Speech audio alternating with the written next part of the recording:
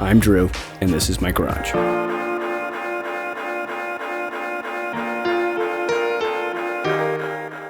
All right, 3, 2, 1. David, thanks for being on the show. Absolutely, man. All right, what do you want to talk about? You're the interviewer. I'm the interviewee. So, all right, let's talk about you getting in the industry. okay. So I got in the industry about 5 years ago. Okay. I was originally in the print industry right out of college. Okay. Printing which, stuff. Yep. Everybody's already fallen asleep. Okay. And I was a production manager running the production floor, manufacturing, that kind of thing. And I woke up one day, I think I was 23, 24 years old, and just not wanting to go to work already. And I remember... That's a sign, right? Exactly. I remember waking up specifically one morning and thinking, I am way too young to be feeling this way. This is like gold watch, a couple more years before retirement. Okay, I've already declared I'm going to retire and I don't want to go in anymore. That's the only time I should be feeling that way. But right. I was 24. And I was like, something's got to change. So I quit my job. I went to Europe for 5 weeks. And then and you had no job or anything? No job. Okay. Just left, and I figured, when else am I going to have the chance to go to Europe for 5 weeks? So went and did that. Italy, Spain, France, London. Favorite country? Jeez. Each of them was like Italy. No. Italy First overall. Yeah. Okay. Florence is amazing. Huh. Okay. Yeah. For what? Why? Sightseeing. I mean, the food all over Italy is incredible. Florence is just a really cool, vibrant city. A lot going on. Obviously, a lot of history. And Messer is Italian, right? Messer is German. Oh, okay. Yeah, so we'll skip over that. But anyway, came back, got my real estate license. My dad has been in real estate for about 30 years. Okay. Honestly, real estate was something I thought that I would never do. Okay, because you saw Dad doing it, you're like, that's my dad, that's not me. Yeah, and I always loved houses. Mm-hmm. I thought they were interesting, but I had never done sales.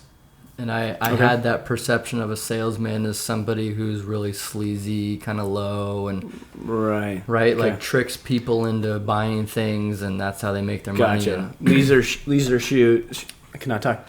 Leisure suit, and kind of like, hey, what do I got to do? Get you in the car today. Yeah, kind of thing. Exactly. Gotcha. Yeah, exactly. So, but I jumped into it, and first year was tough. First 6 months closed 2 deals, which isn't a lot. Okay. First full year I closed 3, big whopping 3. Yeah. Okay. But then the year after that I closed 17. That's a big difference. And that's when things really started taking off. Okay. And did you make a little bit more money than your print job? Yeah, just a little bit. Just a little bit more. And was that the year that we met? It may have been. Okay. Yeah. Because I remember in my little, very dark office. Yeah.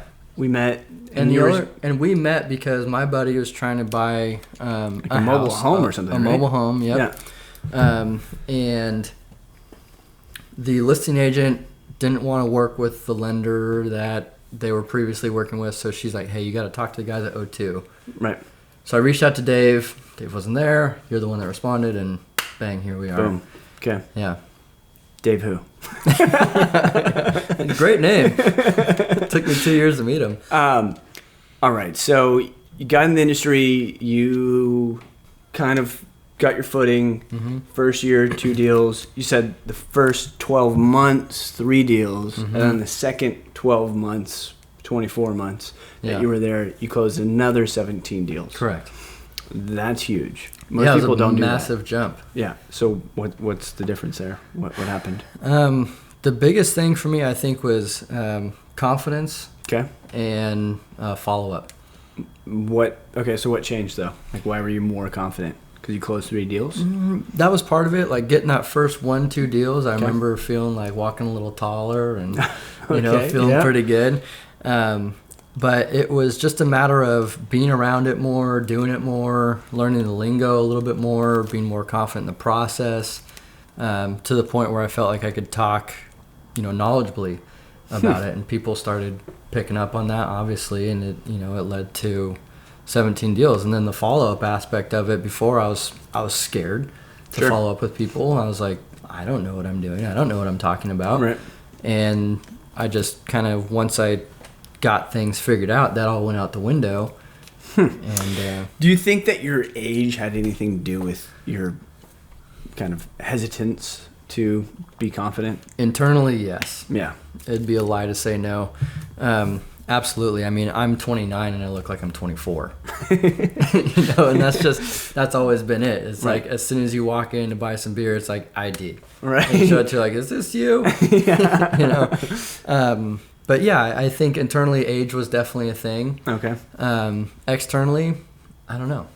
But once I kind of open my mouth and start talking, and people are like, this guy actually kind of knows what he's talking about. Okay, Right. and then you show enough value, and people are like, okay, yeah, let's do it. Let's work together. Right. Yeah. And you're not that used car salesman. No, Right. no, not at all. I despise that image. Most of us do. And Yeah. I think, a lot of people who haven't gotten into sales before, they're like, man, I would really like to do this and this and this. And when you put it all together, you're like, that's sales. Mm-hmm. Like, I like people. I like Totally. helping people. Yeah. Bro, that's sales. And that's sales. And Yeah. that's that total misconception of sales is sleazy. No, like, a good salesperson helps you discover what the issue is and how you can best solve it. Right. Now, do you think sales is closing the deal when maybe it's kind of, you're forcing it? Do you think, like, if, like, a good salesman, you can close a deal no matter what? You can sell snow to an Eskimo, right? That's probably a not PC thing to say anymore, but that's a thing that goes around the water cooler when we're talking about good salespeople today. It is. And I've thought about actually that specific Okay. saying a lot, All right. right? Like, you could sell snow to an Eskimo or ice to an Eskimo, whatever it is. And I don't know. Because Eskimos don't need snow. They got it. Yeah, and I think that kind of goes like, And it's free. hand in hand with just having like a silver tongue or something like that, or Yep. just kind of talking in a certain way where people are just enamored and they just do whatever you say. And that's not necessarily what I set out to do. Okay. Yeah. So you're not selling snow to an Eskimo. No. What are you selling? Selling houses to people. Houses to Eskimos. Yeah, houses to Eskimos. I mean, for me, I look at it as not everybody needs to buy a house, Right. Not everybody needs to get into debt, needs a mortgage. But for those that do, we have some kind of value to add. Absolutely. Okay, so you're 29 now. Mm-hmm. Like, dude, you're 29, right? Yeah. And you're competing against people who are 60, 70, been in Yeah. business 30 years, your dad, right? Yeah. You're competing against people like that, right? Yeah. Why you? That's a really good question. So a lot of the people that have been in the business 20, 30, 40 years, I mean, you see some of these license numbers, you're like, good God, you started real estate. 00001. yeah. I gotta bow down. Thank you. No, a lot of those people, they've been doing it for so long, they don't have any hustle left. Everything just kind of comes in and Resting on their laurals, yeah, kind of just mailing it in every year. Yeah, that's how they do it. And I think the way I was able to build my business is just going out and get it. Going and if somebody's looking for a specific type of house, going and find it, not just on the open market, but hey, knocking on doors. Right. Making phone calls, talking to different people in the office. What do you got coming up? Right. And It's sometimes those creative solutions that just like make you 10x better than anybody else. Oh yeah, yeah, and you got it. I mean, it's for me. Those are my most proud sales, where I made something happen that wasn't like almost nobody else knew about. Right. Right. Yeah, I mean that sets you apart in such a drastic way. Yeah. And no, I mean it's like, could anybody else do that? Because I knew this person, I was thinking this kind of way, Right. and boom, I made it. Yeah, and you work really hard to build up a network, and it's a lot of work. Yeah. Being involved, and a big part of it's getting to know other realtors. Right. Also. Yeah. Because That network. who has the inventory? Right. Realtors. Right. Most of the time. Right. So, what kind of advice would you give, let's say, to yourself? You're getting into the industry. You've sold nothing so far. Yeah. Right? Maybe you have your license, maybe you don't. I don't know. Yeah. What would you tell yourself? That's a really good question. If I were brand new, just starting, it would be just get in front of people. Okay. Even if you don't necessarily have it nailed down of what you're going to say. Okay. Or what you're going to talk about. Gotcha. Get in front of people. Don't overthink it. Yeah, and I'm super guilty of that. Just be authentic, get in front of somebody. Yeah. Say hello, be human. And yeah, exactly, and try to discover what their unique issue is and try to offer a solution. But I think that's a key part though, because there's a lot of people who maybe are even very friendly, but all they have are friends and they don't have any closed deals because they're not trying to solve anything. Yeah, well, and you got to take action. Right. It's nice to talk about everything that's maybe somebody needs, but if you don't take any action on it, right, or talk about the sports game or the weather outside. Yeah, you're building a rapport. That's great. Rapport is great. Yeah. But at a certain point, you're a professional, and they're looking for a house or looking to sell a house, and you got to go to work. Right. Yeah. Okay, so you would say get in front of people. Yeah, that's the biggest thing. And if you could do one thing, get in front of people. Get in front of people. Okay. Door knock, open houses, cold calls. Okay. Whatever it is, just to have real estate conversations. And do you believe in the old school door knocking, cold calls, going out and networking and the mixers and all of that? It works. Yeah, and there's a reason that people still do it. Okay. I think the first open house was early 1900s, like 1916 or 1917. No way. Didn't know And we're that. 100 years later. Okay, we're still doing open houses. So open Do they have houses cookies work. though? I mean, that's like pretty cutting edge. Probably. Okay. Yeah. But so all this stuff works, and there's a reason why people are still doing it, right? But you got to find something that works for you. And some people are better over the phone. Some people are better in person. Right. You just find what you're more comfortable with and what works for you, and go after that. So would you say once you find something, then just be narrow and just do that one thing, or would you say still cast a wide net? So I think it's important to go inch wide, mile deep before you go inch wide, mile deep. Okay, so go deep. Yeah, go deep on something before you go on to the next thing. Master one thing, get really good at it before you go on to the next thing. Be the guy in whatever it is, and then move on. Yeah, and the biggest mistake, and I was totally guilty of this when I started, the biggest mistake I see people make is they try to do too many things at once, and then you end up getting nothing done. Okay. When if you just focus on one thing, hey, I'm going to get really good at open houses. Right. I'm going to get really good at calling expireds. I'm going to get really good at door knocking. Right. And then once you've mastered that and it's become a habit and it's just natural, then you move on to the next thing. You start adding more pillars and doing more things. That's awesome. Have you followed Ernest Hemingway at all? I've read a book in high school because I was required to. There you go. So he was really good at, I actually really like him. He's an American. He's a man's man, but he also is like this kind of writer, which is kind of, Monterey, more right? Artistic. I know he died in Idaho and was born and raised in Chicago. Oh. You might be thinking about Steinbeck. Oh, that's what I'm thinking about. Yep. But so he was like an amazing writer, but he also was a hunter. He also could drink and dance and like all these other things that he was really good at. Yeah. And he just focused on that writing as like the number one, like mile deep thing. Mm-hmm. And so then he started kind of broadening his thing. But writing was what kind of he was able to ride that wave throughout life. Yeah. And I've always thought about that. Like, okay, I like the broadness of life. Like I love cooking and I love art and I love all these different things. I want to build a house one day. Right. But I don't get paid to do any of those things. No, those are labors of love. Yeah.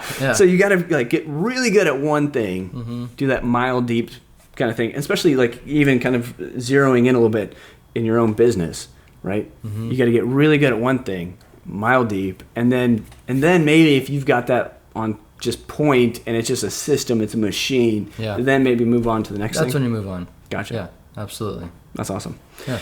Okay, so 2 deals first year, which by the way is amazing. By the way, it sounds crazy. It sounds like that's nothing, but that's really good. 2 deals first year. Another deal by the Well, No. two deals for the first calendar year. Yeah, so I got my license June or July. And Okay, then so 6 by months. December, I had closed 2 deals. That's brilliant. I guess, yeah. And then by 12 months, you'd close one more, which probably... No, from January to December, I only closed 3. January of the following year. Yeah. I only closed So 3. 2 and then I 3 struggled more, so hard. 5. I struggled hard. But I had- 5 in 18 months. Yeah, Okay. yeah. But I mean, it's like, we're in Silicon Valley. You That's feel like you've you got... don't live on that. There's no way. Gotcha. You know, I was down to $800 in my bank account and had credit No card way. debt and living at home with my parents and Okay. Oh, And yeah. trying to hustle, I- hey, spend $1.5 million on this house. yeah, and had student loans and all this stuff, man. It Gotcha. was brutal. Huh. And that's where I think things kind of like hit. It was like, oh, can I swear? No, not at all. Oh, snap. Yeah, there you go. No, you can fucking swear. You can fucking swear. Yeah, it was kind of that oh shit moment of like, I need to do this or I got to figure out something else to do. I got to figure out another way to make money. And that's right. So did you have like that night where you're just like up at night and you're going, I don't know how I'm going to make it? Yeah. And It was what am I like, doing? This is a mistake. It was like I woke up and I sleep hard. Okay. I asked my fiance, That's like, good. as soon as my head hits the pillow, bang, I'm out. All right. But it I was like something where I was like, yeah, man, it was keeping me up, and it was all I was thinking about during the day is like, I gotta make this work. Do you think that was a motivation? Do you think that like helped you propel to the next level? Or? It was, and they some coaches in the industry talking about having healthy stress. Okay. Right, and I don't know how healthy having $800 in your bank account with a bunch of debt is, but Right. it was certainly a motivator. Right. Absolutely. And another, I mean, what's a tank of gas showing people around for a week is Yeah. like $100 and something bucks? with a mean- big ass car? I mean, I that's- had a shitty 2001 Honda Civic. There you at go. the time with All some right. scratches in the side. I would park it blocks away and then walk to the house. You know, I didn't want to show up. They're like, oh my god, this It's like, man, you're realtor- sweating. You good? Yeah. I you know what? I couldn't find any parking. Like, it's an open parking lot here. Right. Okay. All Yeah, right. yeah. All right. So embarrassed about the car. You Absolutely. park. You drive. You walk 2 blocks. Yeah, You've got $800 in your bank account. yeah. You obviously you don't have rent. Thank God for mom and dad. I was paying rent. Oh goodness To mom and gracious. dad. Okay. Yeah. Well, no, thank you then. Yeah. It was low rent Okay, for sure, yeah, you know, yeah, but they were helping me subsidized, out. yeah. But yeah, Okay, so you were paying rent. paying rent. I mean, was there like a aha moment, a click, or was it just like just hard work, put your head down? And It was figure I don't out? have a choice anymore, Really. and I gotta go out and get it. Okay. Yeah. You know what? We're friends, and Yeah. I've never heard this story. I love I know it. that's the cool thing about this. But yeah, it was something where, you know, it was kind of like sometimes when your back is against the wall, you're like, you know what? I'm sick of this. Right. And I'm just going to go out and make it happen. I'm sick of the excuses. I'm sick of feeling this way. I'm sick of thinking this way or thinking this about myself. Like, I am done. And you just go out and make it happen. I like that. Okay, so $800. I mean, man. Yeah, it was not a lot, man. And I had extreme negative net worth Okay. for sure. How much student debt, if you don't mind saying? At about 40,000, which compared to a lot of people isn't that much. I know. I pull credit all day long, so everything is relative. But $40,000 of debt when you've got no income coming in is a lot. That's a lot of debt. money, man. I had to make that payment. I mean, how much did you bring in, if you don't mind me asking, when bringing in 2 deals? How much was that? Oh, jeez. I think I made like $30,000 or Okay. something like that. Gotcha. And at my print job, I was making 42. So I was like, well, man, I got close, and I didn't. It pushed you to yes, let's do it another year. Yeah, it pushed me to yes, let's do another year, and then that was really thin. Right. I was like, jeez. But you know like what? just made it over the hump. But it was right at the end of that second year where things I could feel I was just getting the momentum and things were starting to groove and things were starting to go. And then it was that, yeah, like in the first, I think, January, February, I closed like 5 deals or something like that in my third year. And that was a really nice propulsion. And then I made the classic mistake of, oh, I made some money. I can sit back a little bit, you know? And then And then I was like, I don't have that luxury. I got to go back to work. And there's those realtors out there that like they make a little money, go on vacation. Yeah, come back. Hey, oh my God, I'm poor. You know, work a little hard. Absolutely, but go on vacation again. It's all for me. It's all about the lifestyle you want. Like I know a realtor who goes, he works 3 or 4 months, makes a little money, goes and surfs for a month, comes back, makes a little money, goes and surfs for a month. You know, maybe we're all doing it wrong. Maybe he's doing it right. It depends what you want. But yeah, he's 70 and looks like he's 24, right? Yeah, he's just living it. Yeah. Okay. So I've never asked this question before. Okay, I'm excited. If you're 24, what advice would you give yourself? As far as if you didn't notice, I already asked that question. Yeah. But 2 years, would you tell yourself, hey, it's going to take 2 years, stick at it, like put your head down, do the work, 2 years, and then you're going to just knock it out of the park? Yeah, absolutely. I mean, knowing that, sure. Right. Yeah. But I'm super proud of that accomplishment, most definitely. You know, I had set a goal for myself when I was in college to make $100,000 by the time I was 25. Okay. That was a goal I set for myself. And you got in real estate when? I got in real estate when I was just about to turn 24. When you got your license? 23. Okay. Mm-hmm. So you had a little over a year. Yep. And before brand new career. Brand new career, starting new, never done sales in my life. A lot of people get in the business having a sales background, and they're much more successful. But if you've never done sales, and it's not really what you're comfortable with, it can be pretty difficult. Right. But yeah, I mean, and before I was 26, I remember looking back and be like, holy shit, I did it. Nice. You know, and then it was just all from there. It's just been up. So 25, you're making 6 figures. Mm-hmm. You check that box. Yeah. That was kind of interesting because I was like, okay, now what? Right. You know, and that's when I kind of started to get a little comfortable of like, okay, I made 6 figures. Like 6 figures is a pretty good amount of money. Right. But I mean, I've since moved, and I'm sure we'll get into that later. But like living in Silicon Valley, making 6 figures, you're actually, if you're just making $100,000, you're considered below the poverty level, individially. Yeah. You know, yeah. I mean, it's crazy. Right. You know, and so I mean, I was paying rent like $1,000 a month, which is nothing, and $1,000 a month. Parents? No. And you had $800. No, I moved out. Okay. I moved out. You moved up. Moved out. I moved out. No, as soon as I made a little money, bam, I was gone. Gotcha. And my Honda Civic got totaled.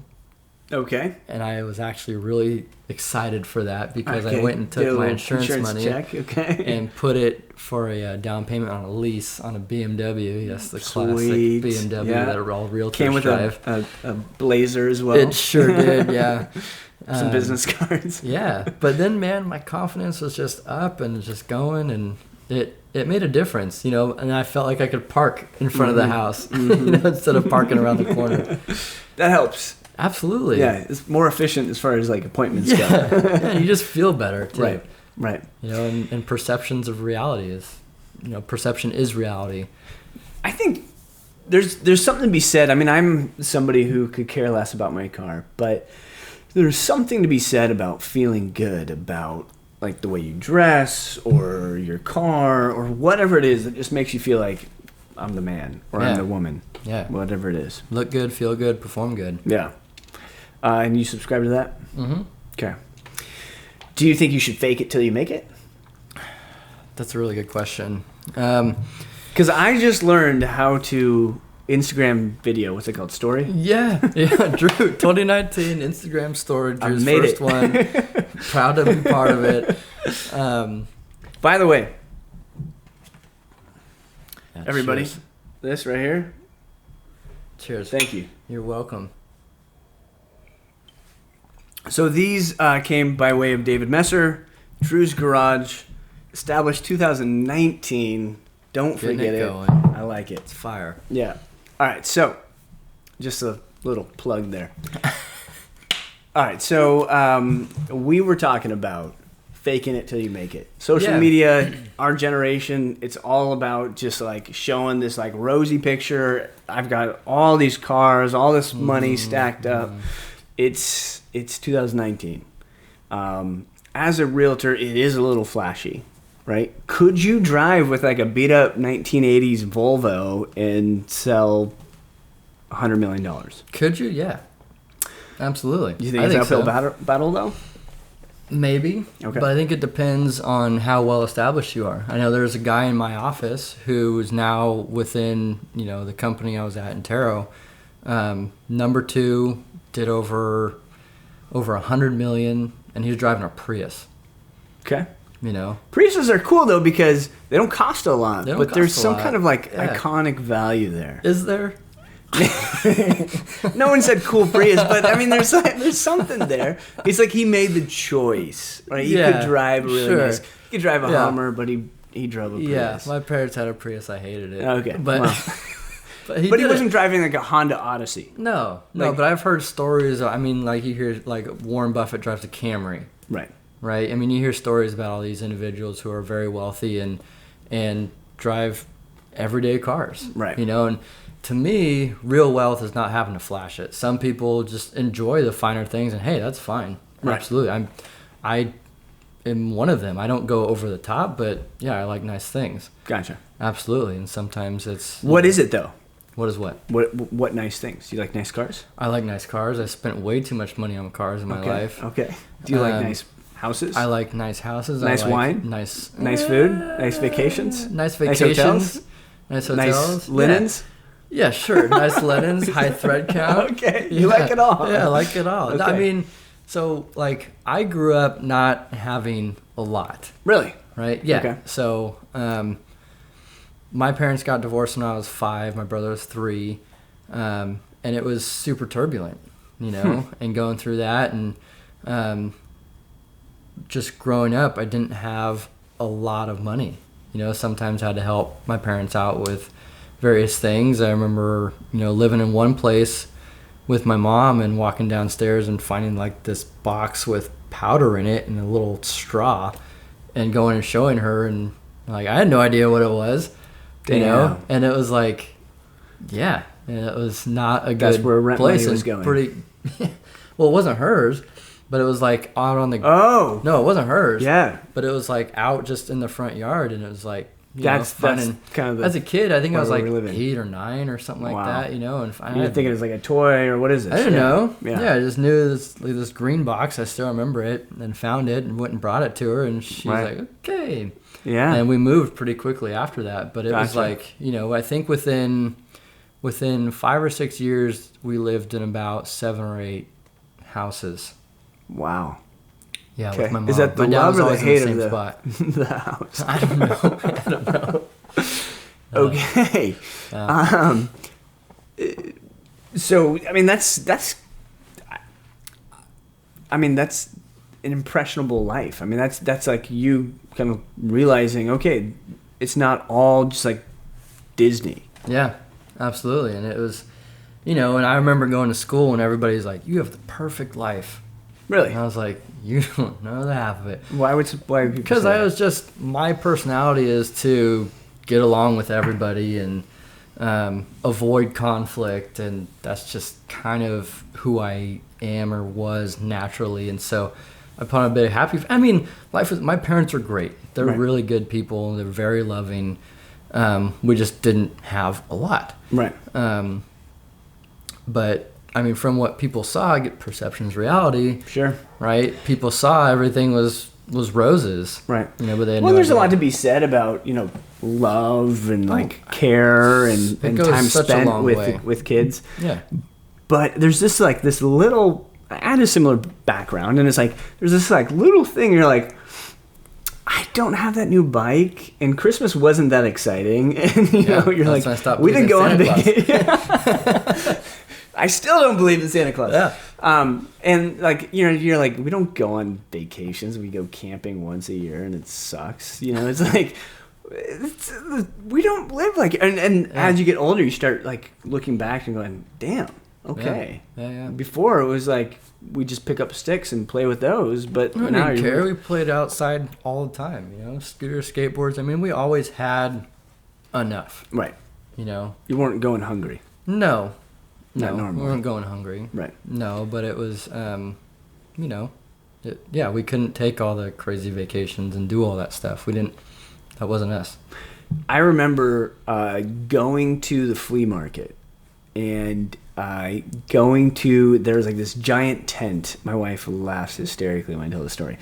There's a tent, and you go into this giant like circus tent, and you pick dented cans that were like way cheap. Okay. And then even cheaper were the unlabeled ones. Like the label would fall off, and then it's like a mystery. Like I don't know what it is. Like, what are we having for dinner? And you're like, oh, okay, yeah, watercress nuts or whatever. Right? So for me, that was like my upbringing, and I like flea markets and garage sales. That's thrift stores, all that. Right? I never knew that. Yeah, and for me, it really gave me a great appreciation for money. Totally. And things. And also the fact that I had a fantastic upbringing. Yeah. Like, I don't hate one bit of it. Yeah, there was times where I was made fun of for the clothes that I was wearing. Sure. Or the fact that, like, we couldn't go do things that other families were doing. And I'd ask questions as a naive kid. Like, hey, how come we're not doing this? And we're going on these guys are going on these snow trips and, we throw paper at each other. Why is that? So I think that there is something about that that kind of somehow imprints on you. Yeah, and I think it gives you this internal drive to want to do more. At least it did for me. It sounds like it did for you. Definitely for me. And that's why, and I was very fortunate as I kind of went through college and I joined a fraternity, and this was like a super important and I think a turning point in my life. I went to this, don't laugh, a leadership conference in Cabo. Nice. That was hosted by my fraternity. Okay. One of the alumni owned. Leading and drinking and partying. Okay. But it was really serious. Like during the day, it was like you were expected to be here and you're going to listen. Gotcha. Right? But yeah, some alumni owned like a hotel and something like that. So all you got to do is pay for your flight. You go down there. Okay. And I didn't have a lot of money, so I was, for my chapter, was in charge of organizing everybody, and part of the benefit for me was that I got to go for free. Huh. If I brought enough people, and so I got enough people, I got to go for free. There's your first sales. Yeah, right? But went down there, and I had this moment. This one guy's, his name was Coach Natty, was talking. He came from... Was Coach his first name or his last name? He was like a sports agent. Gotcha. Right? Okay. He had played football and all this, but he was talking, and his big message was like, you can really do anything. If you work at it and you grind and you hustle and you just make it your passion and you go all in, you can have it. And you are limitless. And I remember he was one of the best speakers I've ever seen.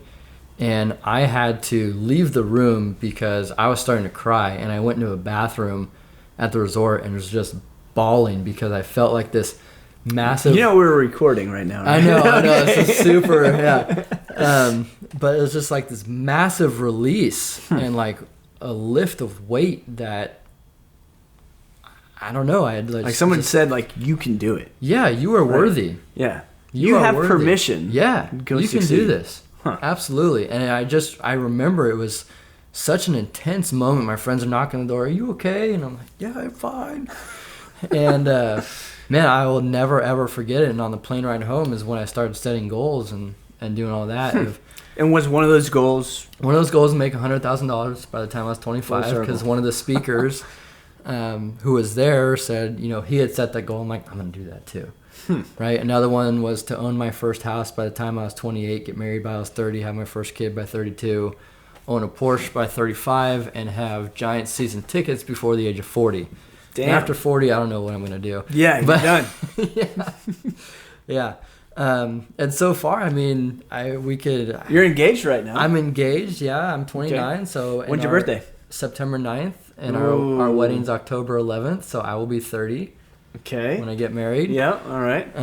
Fiance's really pushing for kids, so Okay. I don't know if I'll be 32, but I'll be pretty dang close, which is totally fine. I'm excited for when that time comes. But yeah, I mean, the power of intentions. This is a total transition, but the power of intention is massive, especially when you write things down. What does intention mean? Like power of intentions. What do you mean? So it's setting for yourself like either a goal, or I am going to embody this, or I am going to be this, and just saying, like, making a declaration of this is what I'm going to do by X time.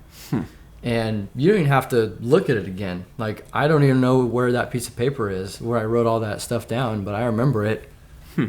And I never looked at it again, but it's... Was it because it was such an impactful thing? I mean, if you write something down every day, sure, that doesn't... No, it was definitely something that was like you have to really be intentional about it, right? Yeah, exactly. Yeah, it was something that kind of was burned into my brain, and I remembered it because those are all huge life things, right? Right.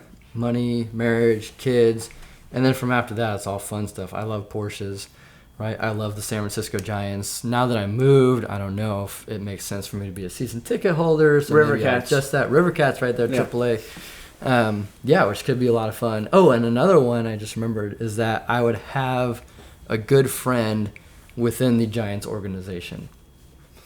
Okay. I forget. I think I said by 38 or something like that. Do you have this piece of paper somewhere? I don't know where it is. No, I wish I did. But it's just ingrained. Yeah. It was that impactful. It was so impactful. I remember being on the airplane and writing it all down. Yeah.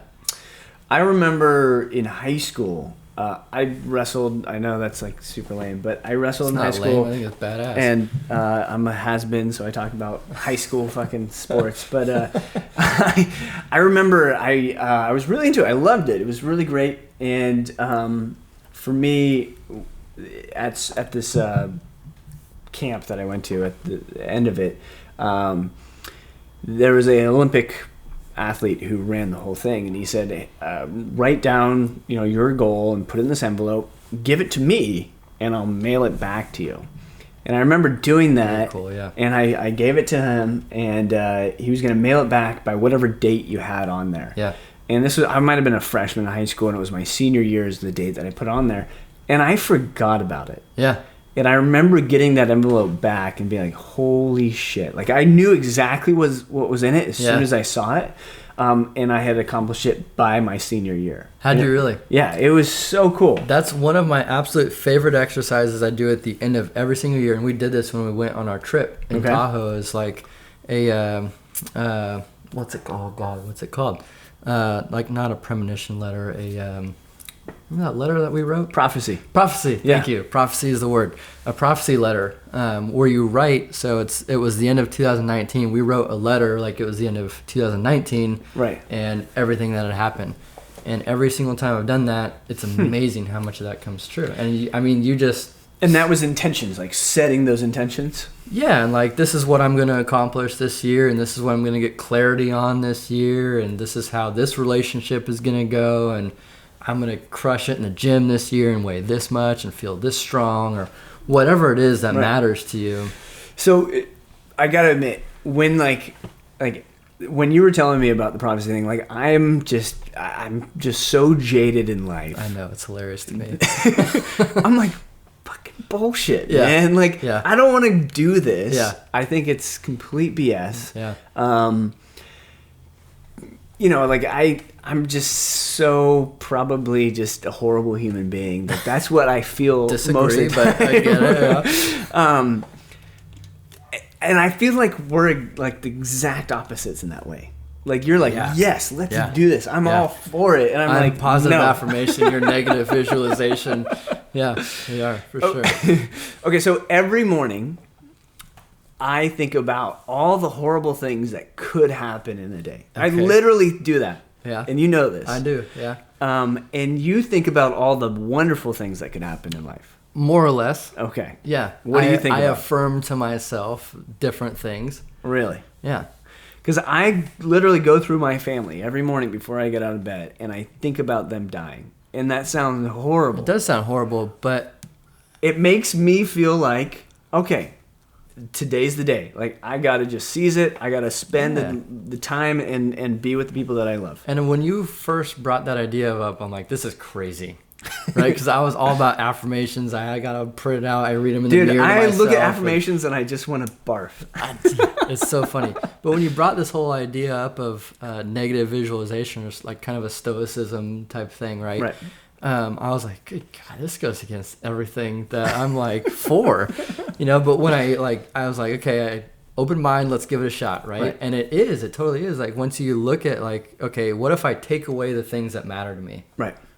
Then it's like, oh my God. Right. It's an old saying of like, you don't know what you actually till it's gone. Till it's gone. Right. Yeah. And when you picture it gone, you feel it, man. You feel it hard. Right. And then as soon as you come back to reality, it's like, dang, like you said, like, I got to go all in on this. Right. To make it worth it, because tomorrow's not promised. That's for damn sure. And, so it's funny sometimes when I'm feeling. So are you like affirmations, or are you? I am more affirmations. Okay.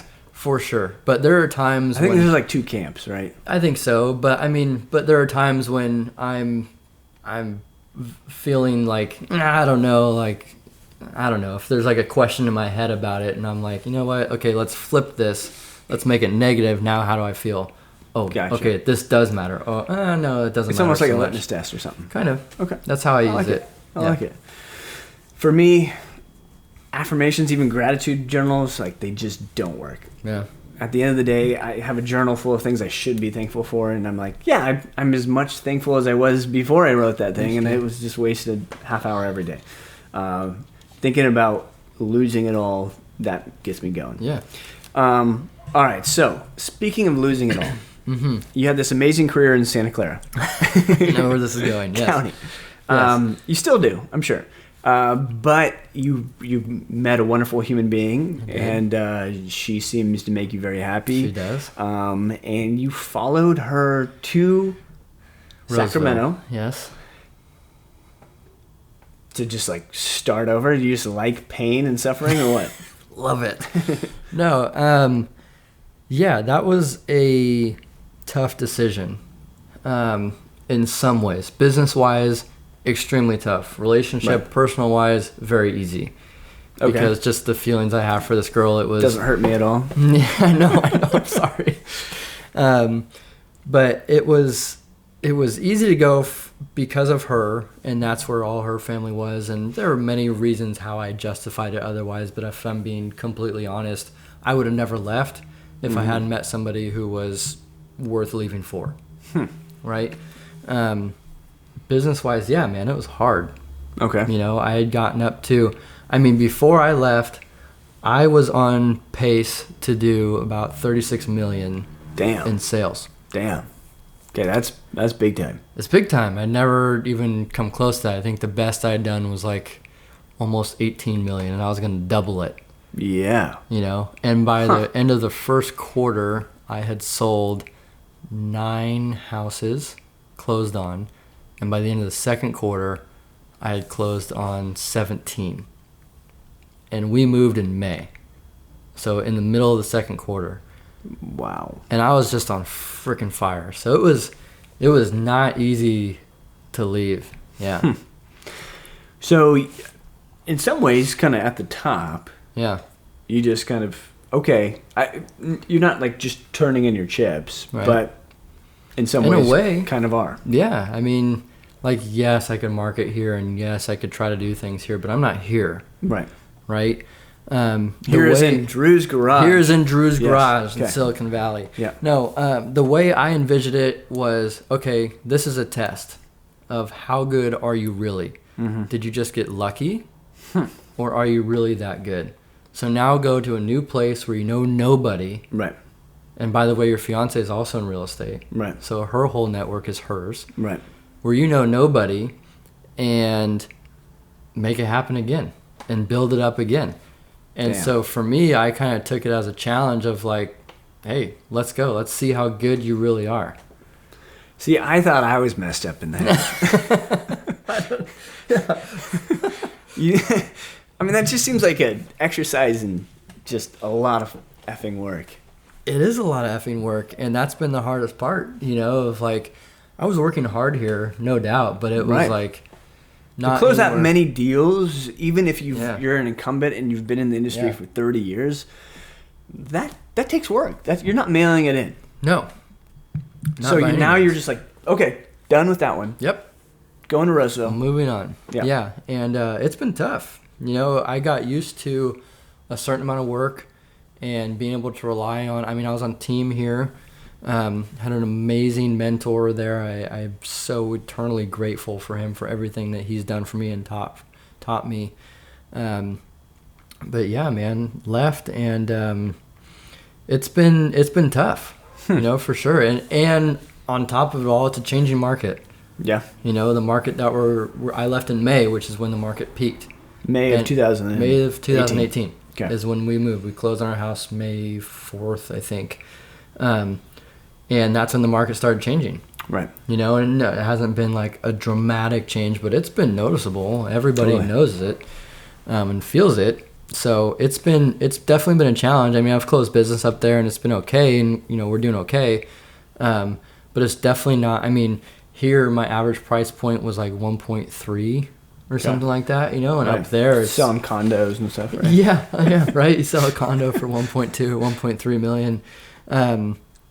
Yeah, but up there, man, the average price point's around $450.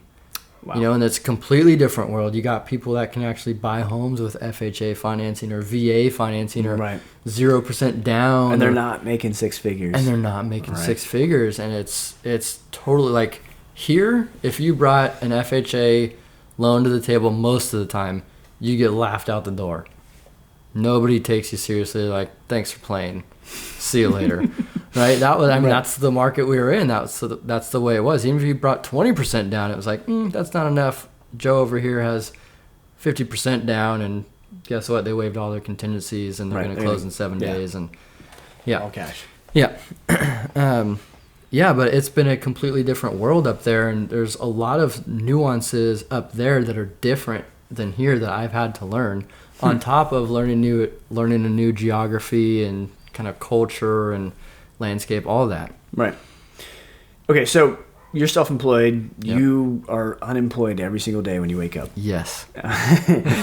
And, you like pain and misery, so apparently you moved and just started over when you were doing just great here. Yeah. But, tell me about that move. How was that? It's hard. Okay. It's really hard. Why? Hard as in, like, it was hard because you had to pack a bunch of boxes and, like, ship them over. Yeah, moving sucks, right? Yeah. But it was hard because, for me, change is difficult. Okay. And I was going to a place where I didn't know anybody. Right. And was going to have to, start over with friendships and start over with business. Right. So it was a lot of new all at once. Like, brand new life. Like, you're like brand new. Blank canvas. Yep. Bought new area up there. New house. Yeah. Kind of new relationship, at least new in the sense of just kind of level that it was at. Right. And then also brand new industry. Yeah. There. Right. So, good gravy. You're in a business of being, like, knowing people, right? Like, getting in front of people. Yeah. That was your advice as a 24-year-old. So last year, 10 deals came from my database, my network. Gotcha. And was that San Jose or was that? Mostly San Jose. So Sacramento, what's your database? It's being built. It's okay. People You're starting from the ground up. Starting from scratch. Starting from nothing. Gotcha. Absolutely nothing. There's a few people from, like, high school or something like that have moved up there before me, and they're scattered about, and I've met up with them, but they already own houses. Right. And you don't have that core kind of, like, no, thing. You don't have the core, and you don't have, like, on top of that, you don't know the geography, you don't know the area, you don't know all the subtleties of each little different neighborhood, whereas here, right. I go down one street, I'm like, yep, I know all about this neighborhood, and 3 blocks over, you don't want to be there. Right? Whereas there... Right, like, it looks okay. It looks fine. Yeah. The yard looks nice. Right. So, in real estate, like, you got to know people, right? 100 people, maybe one of them want to sell, right? How do you get to know people in a brand new city? That's been the biggest challenge. And what I did is right before I moved, I hired a real estate coach. Okay. Because I knew I was going to be making a transition and I knew I was going to need help and some guidance. What is a real estate coach? Real estate coach, somebody who helps you. And I mean, my coach, I feel is really unique. Mm-hmm. He helps me business, sales, marketing. He's huge on marketing. And then he also helps me personally. You know, like a lot of my coaching calls when I first moved were all about my mentality. Right. A lot of it was, and just kind of how I was feeling. Because like I said, change for me was difficult. It was hard. Right. So it was hard for me to get motivated and get going. And I kind of felt like I was brand new again. Right. You know, I started Did you lose some of that confidence? Yeah. I like a lot of self-doubt started creeping in. And I constantly have to remind myself of, hey, man, like, yes, you're in a different location, but you just competed in one of the most difficult markets in the entire country. Right. And did very well. You know, so I have to constantly remind myself of that. Right. But now it's, I don't have that database to rely on. Almost half my deals last year came from referrals and database. Right. And I have to build all that up again. Your database is brand new. It's brand new. So how do you build your database? It's getting in front of people. Okay. The exact same. Yellow book? Yeah. Right. Just cold call. Yeah. No, it's. I mean, you go like, are there apps for that? Like, what do you do? It's getting in front of people. Like I said, like if I was giving myself advice from when I was 24 and just starting to get in front of people. I just moved here to San Jose. I know nobody, and I want to get in real estate. Yep. What the hell do I do? Go to open houses. Go on meetup.com. See what different various meetups there are in the area. Okay. There's tons of like not just real estate, like just like. Anything? Yeah, whatever. I mean, whatever. I'm into Pokemon. Yeah, you love Pokemon. Go to a Pokemon meetup. Whatever you're into, just go meet people, right? And I joined a softball team, and I go spend a lot of time at a coffee shop, and made a few connections there. Just different things, and doing open houses. And I'm gonna get into cold calling now because our market's changing, and that's gonna be something that I think is gonna be a big opportunity. But yeah, man, it's kind of having to reinvent myself and going out and finding all these people.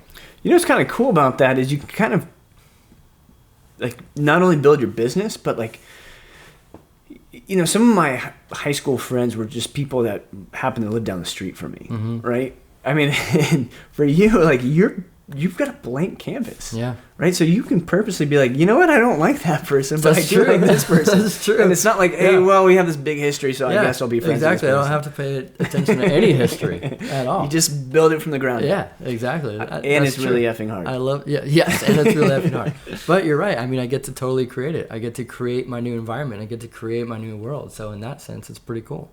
What kind of new ideas, what kind of new perspectives have you gotten from moving out of this place that you basically were born and raised in?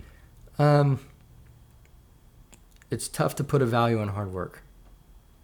Okay. What does that mean? In terms of like, I was working hard here, but up there, I mean, I don't think I understood fully what hard work was when I was here. Like I worked hard. But up there, man, it is different. Right. It is much different in terms, like, again, I don't know anybody. So I got to work my ass off. Just to meet people. Before you can even get to the sales conversation, you just have to be like, hey, I'm David, and do you want to be friends? Yeah. Or do you want to even talk? Right. Yeah. Gotcha. It is. It's a tough thing. So, yeah. Huh. All right. So, let's talk about you and your new idea of getting married. Yes. So, she's in the real estate industry. She is. Okay. And you guys have known each other for at least enough time to decide you want to get married. Yep. And you moved to a new place, and you guys are going to kind of start this new venture called marriage. Yeah, tie a knot. How does that all fit in this like big new thing called life? Well, I think it fits because it's a big new thing. Yeah. You know, it just kind of seems to be the theme of 2018 coming into 2019 is just newness. Right. You know, so it's a new challenge and something I'm really excited about. But what I really value about our relationship is, and something that we first connected on, and I think what really bonded us and brought us together is that we both went to the same counselor, like relationship counselor. Okay. Not at the same time, completely separate for our own. No, she introduced me to this counselor. Oh, okay. So we have a lot of the same groundwork. We have a lot of the same foundation that we operate from, and kind of a way of understanding personality types and how we handle conflict and how we communicate and things like that, which I think are super, super important, especially to a strong relationship. And although my relationship is, my past relationship was 4 years, and that ended. Right. And this one's not even 2 years in yet, and we're engaged. We're going to get married probably by about the 2-year mark. And for me, that's kind of crazy. Right. But at the same time, because we have that foundation and just a way of understanding each other and respecting each other, you feel like you've got. I feel super confident. Yeah. Yeah. It's unlike any other relationship I've ever had, and that makes me feel super, super secure in it. It's almost like in business, right? You could be in the business for 30 years, and if you don't push yourself and really excel, then you might be repeating that first year 30 times. Yeah. Or you could push through those years and continue to push, and like every year build off that next year. Right. And now maybe you've only been in the business for 2-3 years, but you're crushing it. Right. Because you've built off of all your experiences. Yeah. Time is what you make of it. Yeah. And I think that's interesting, because that's actually a really interesting point of applying it to business. So when I moved, for me, and this is just getting really raw, is like, it showed me that I didn't have enough of the foundation that I needed to build up my own business. I was relying a lot on the team and the team's foundations.